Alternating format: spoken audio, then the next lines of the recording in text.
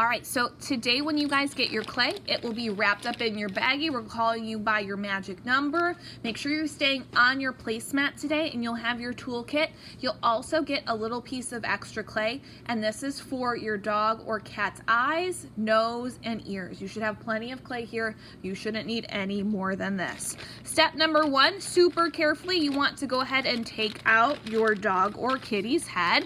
It should be nice and stuck together. It might be a little bit stuck to your baggie, so do your best to kind of wiggle him out. Your clay is wet and sticky. When I get him out, he's still looking really good. If I notice something got a little dented, I could smooth it out with my finger. But the next thing I'm going to go ahead and do is I'm going to start taking some pieces off of this to add some of my details. So first step, I think I'm going to go ahead and I'm going to do a nose. I'm doing a dog, so I'm going to go ahead and take a pinch, kind of like the size of a gumball. I'm going to roll it in my hand, and then I can use my finger and my thumb to just kind of flatten it into a little hamburger patty or little baby pancake, just like that. And that looks like a perfect nose for my dog. If I don't want it to be a perfect circle, I could push a little bit on the top and the bottom to make it more like an oval. If I wanted it to be a triangle because I was doing a kitty cat, I could go ahead and I could pinch the sides a little bit to make it more of a triangle shape. But I started with a flat pancake. That's the easiest way. And then it's just about pinching the shape that you want it to go. When I want to put my nose onto my animal, I need to make sure I'm not forgetting to use my slip and use my scoring. You're gonna use that needle tool to score the back of your nose. And then you're gonna think about where the nose goes. Nose should be on the top, not in the middle or on the bottom. So I'm gonna put some score marks right here. And I'm gonna open up my slip container. Remember, it's just really watery clay. And dip some slip on, dip some slip on. And then I don't wanna use super Hulk muscles, but I'm gonna push and wiggle so I've got my nose right there. He looks super great. If you wanted to, you could use like the back of your needle tool to push some little dots in. Sometimes puppies have little bumps on their nose, so you could do that, but you do not have to. I can also use a wood tool if I want to go ahead and put a line down the middle for my puppy, or I could go ahead and put a line that's kind of curvy for my puppy, like an upside down letter Y to show his mouth. That would be really great too. Now I'm gonna go ahead and pinch off another little bit of clay. I would say this is about the size of a gumball again. I'm gonna make two little gumballs about the same size, roll them up, and it's really important that you flatten them out. So you can flatten them by pinching like I do, or you could always put it on your little board and you can flatten them into a pancake like that. Now you could have your eyes be flat like this, or if you wanted to, you could put another dot that's smaller, like a little M&M size on top of it that you flatten, and you could put that on top. So now it's an eye inside of it. It's your choice how you want your eyes to look. If you wanted to, you could use a wood tool to push a mark on your eye. You guys decide what kind of eye you are looking for. The most important thing is make sure when you're making your eyes, you take your needle tool and score and use that slip to slip them on. If you forget that, your eyes are gonna fall off and you're gonna have a blind puppy dog or a blind kitty cat. All right, so I've got nose, I've got eyes. Last step is ears. Be really careful because this is where you could have a danger zone. I'm gonna take some clay. I would rather have too much clay than not enough.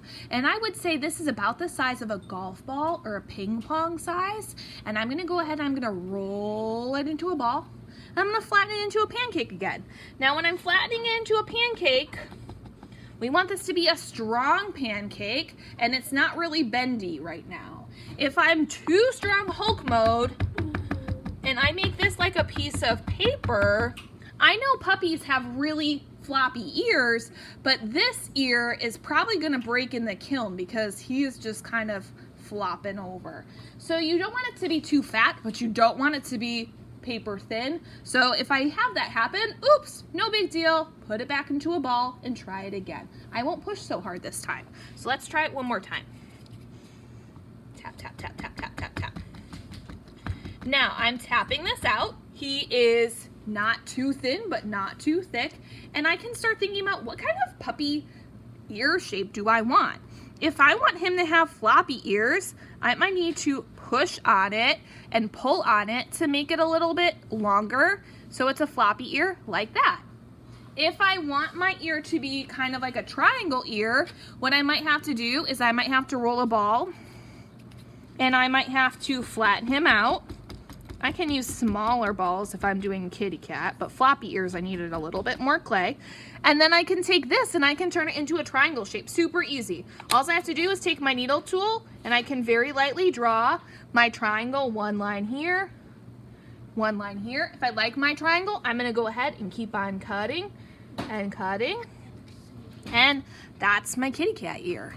Now, if I'm doing my kitty cat ear, I'm gonna put it behind like that. If I'm doing my puppy dog ear, I'm gonna put it on top like that. If you wanted to do a different kind of puppy dog ear, you could also put this behind and you could fold it over like it's a little bit of a floppy ear. That's another choice. So you have some really good choices to make, but I'm gonna go ahead, I think I'm gonna do floppy ear. So floppy ear, I've gotta score the base. I've gotta score the back, flip them over, like I'm turning my pancake over on the grill, and put some slip on, put some slip on. Please make sure when you attach your ear, if you're doing it behind for your kitty or your puppy, you wanna make sure you push, push, push, and then slowly curve that ear over. And you might need to use a little bit of slip to smooth them out. When you are all done with your puppy's ears, give everything a wiggle test. Wiggle, wiggle. If it's staying, great. If it's not, slip and score and attach it again. Give your eyes a wiggle. Wiggle, wiggle. He's staying. He's good. Nose is good. Final thing you could do if you would like to, you could keep adding some more texture. You could put some little lines right here for where his whiskers come out. It's up to you how much detail you would like to add for your dog. Friends, the last step is you're gonna bring your dog to the front or cat to the front, and we'll put your magic number on the back and we'll let him out. And next time we see him, we'll be ready to decorate.